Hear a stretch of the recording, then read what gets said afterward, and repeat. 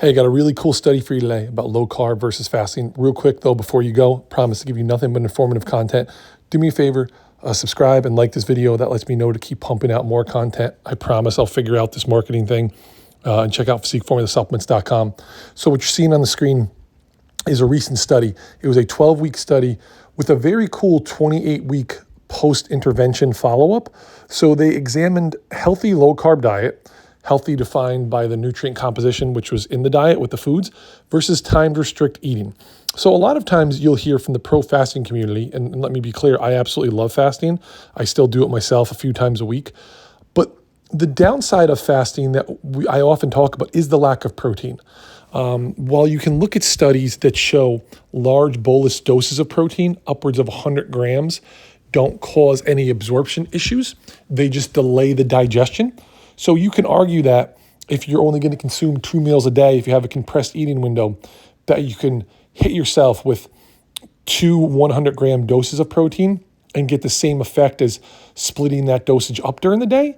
You can try to make that argument, but if your digestion can handle 2 100-gram doses, that's a completely different story.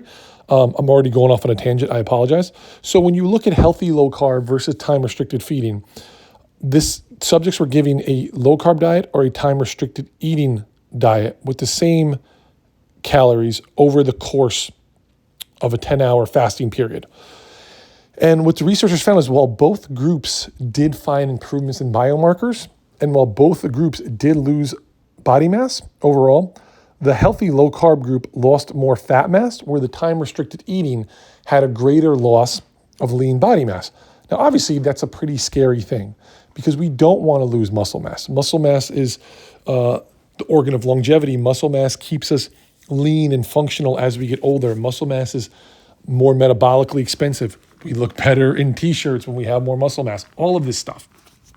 So what happened here is the fasting group lost more muscle mass while the healthy low carb group on only 20% of protein. And that was plant-based protein. So we can talk about that. It's a very low amount of protein, and plant protein is not the best source of protein when you factor in the nutrients in red meat, the nutrients in all different types of proteins, wild-caught game. When you talk about the insulinogenic effects of whey protein, which is why whey protein is so beneficial for gaining muscle. So there's all of that. But after a 28-week follow-up, the low-carb group maintained the weight loss, again, due to the preservation of muscle mass, but there was also gut microbiome effects of a healthy low-carb diet greater than time-restricted eating. Again, both groups experienced benefits in the gut microbiome, but there was greater diversity in the low-carb group, which is largely attributed to the variety of foods that you eat. Yeah, we can focus on certain foods and their benefits in terms of gut function, but have an overall diverse diet is going to lead to greater gut microbiome diversity. As well as we see on the chart, it says fecal BCA is down. Subjects on a low-carb diet also had additional branched-chain amino acids, or increased branched-chain amino acids, I should say, due to their protein intake. And they had more fecal BCA digestion. Researchers did speculate this created a different and better gut microbiome diversity with having additional branched-chain amino acids. So that's something to examine as well. But that's it for today. Again, like and subscribe so I can keep making these videos. And I know you guys want these videos.